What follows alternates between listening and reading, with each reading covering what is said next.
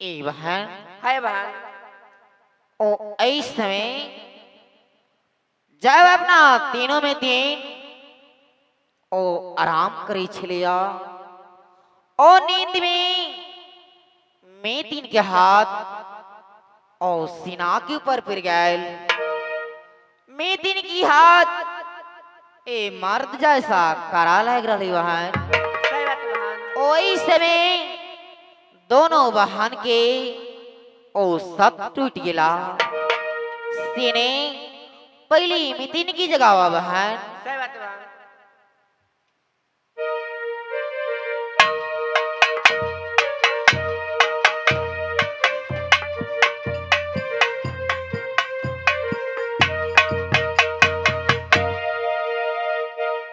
ए मितिन हाय मितिन। एक बात कि जब अपना तीनों में तीन ओ आराम करे छलिया ओ नींद में अपने के हाथ ओ हमरा सीना के ऊपर पिर गए अपने के हाथ ओ मर्द जैसा करार लग रहा ओ हमरा शंका वाली ए मितिन हाँ मितिन कोई चीज के शंका नहीं मितिन।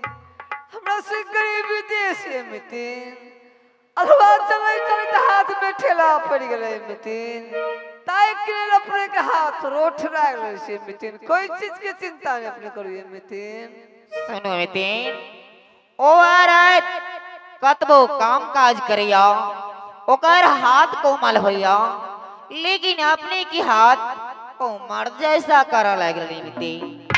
ए मितिन हाँ मितिन अपने के सच बात हम बता रहे छे मितिन। कोई चीज की चिंता अपने नहीं करिए मितिन। सुनो मितिन चिंता की बात ये हमरा शक भरली अपने की हम जांच पड़ताल कराओ।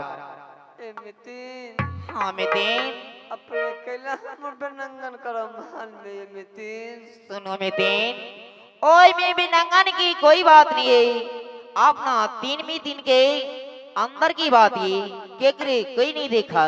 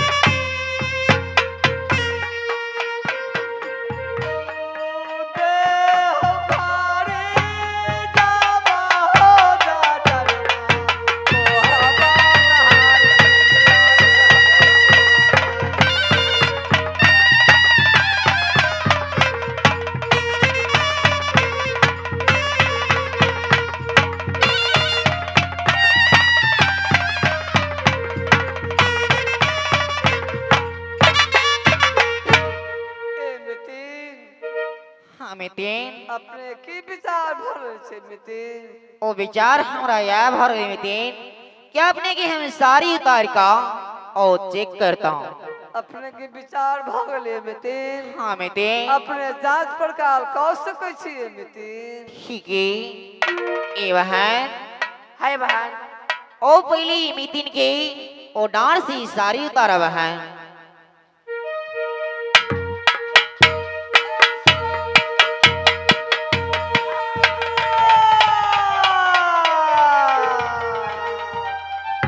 ये जी कहा तुम्हारी घर वतन है कहा मानी जी मकान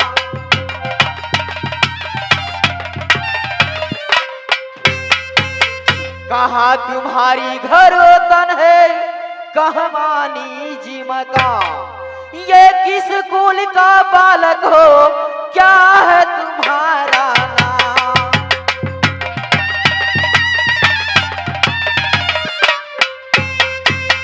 ही अपना सच बता दे ये अपना नाम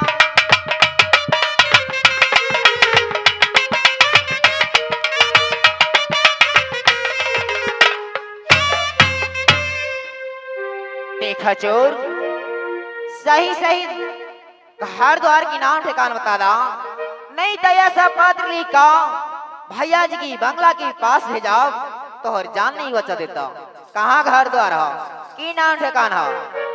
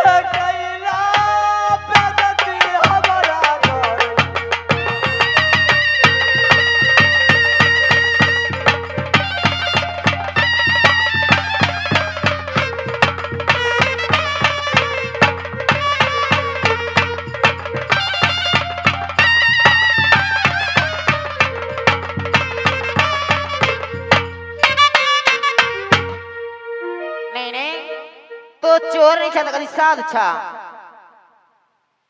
कुमारी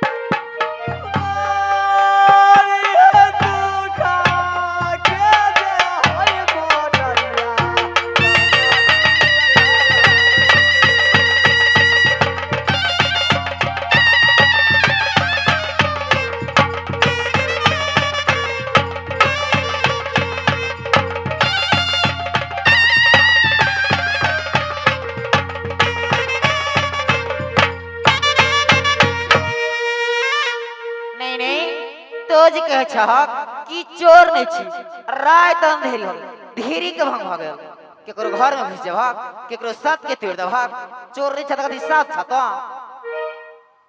ए कुमारी हाँ घर कहाँ दक्षिण सर है गुरुदेव। अच्छा पिताजी के नाम राजा टोल महेश्वर, माता के नाम सती सोना है गुरुदेव, बहन के नाम सत्य है प्रभु, हमर नाम कुमार ब्रजभान है कुमारी। सुना तो जी नाम ठेकान बता रहा था कि नाम ठेकान हमारी और नानी विश्वास करवा विश्वास तो यह बात पर करवा कि कहाँ कहाँ तोहर शादी हो और कायटा शादी भी हो से यदि कही देवा एक बाद हम विश्वास करवा तोरा बात पर।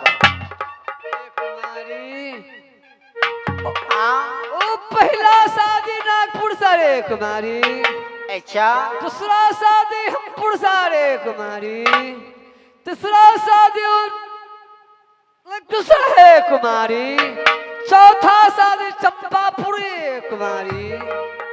ए बहन हाय बहन ओ जय स्वामीनाथ पर दोनों बहन बचपन से आशा लगने छला वह स्वामीनाथ स्वयं महल में पहुंच गया बहन, लेकिन इस स्वामीनाथ के दोनों बहन पहचानने के लिए मारपीट के लिए गारी बात भी दिली चला इस समय स्वामीनाथ सा और क्षमा मांग रहल छी। चले बहन प्रणाम ही स्वामीनाथ।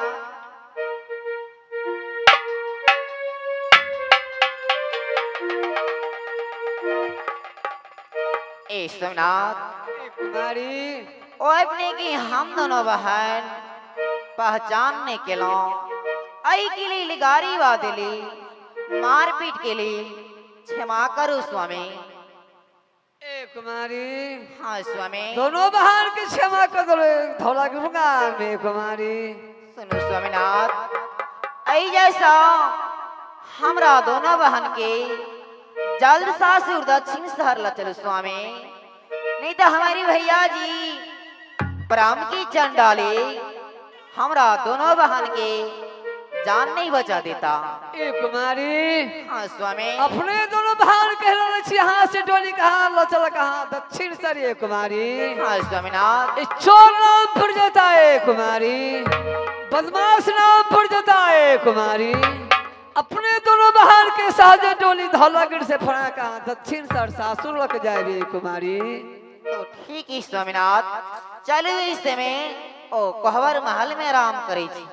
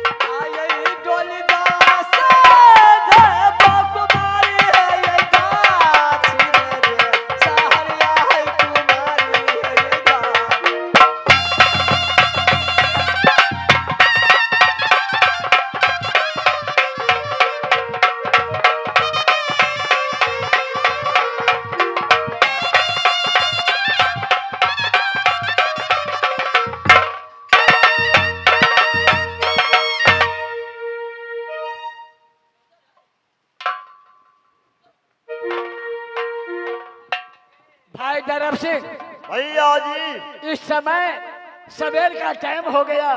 मेरा प्रतिज्ञा है, नेम है, कानून है कि सुगिया सुकेश्वरी को एक फूल से वजन करके रहूंगा। अब समय हो चुका, दोनों बहन को बुला करके और सुगिया सुकेश्वरी को राटन पर चढ़ा करके वजन कर दो। क्या क्या भैया जी, आज मैं क्या देखा, ये मेरी सर के ऊपर भैया जी काग ढक रहा था। भाई दरब सिंह, रे कागा को तो भाषा यही है, कागा डकता है डकने दो, और दुशियार बोलता है बोलने दो, लेकिन अरब दरब सिंह अपना वचन पर अटल रहेगा। उसका तुम असंभव नहीं करो, जो होता है होनी है सो हो के रहेगा। चलो ऐसे करो, दोनों बहन की बुला करके रातन का समय हो के चुका है। जल्दी सही से बात मंत्री साहब, सो सुनो यह,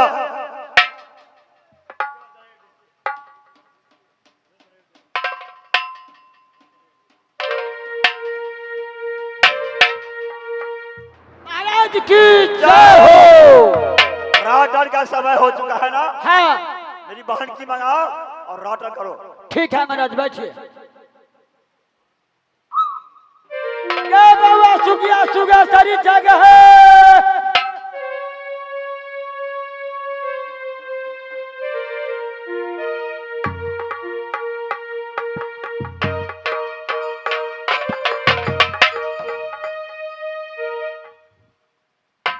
की बात मंत्रिया, आती है तोरा दोनों बहनी के महाराज बंगला के ऊपर बोलल को।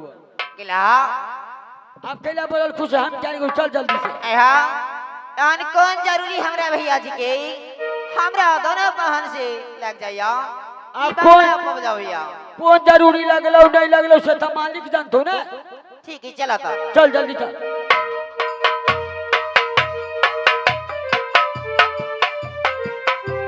महाराज की जय हो। मेरी बहन, हाँ भैया जी। यह बताया मालिक फूले के आई या नहीं। हाँ भैया जी, ओ मालिन दा सवेर से सवेर फूल वाला देकर वापस अपने घर भी लौट गई। मंत्री साहब तैयारी करो। ठीक है महाराज, बैठ जाइए। ये बाबा सुगा सुगा सरी आओ। मलिनिया फूल दा गेलवा। हाँ लाइनी ला। आइए मालिक, दोनों के एक के बेर जो खिदी की बराबरी से एक के बेरी। ठीक है या आगे। ओ भैया, ओए भैया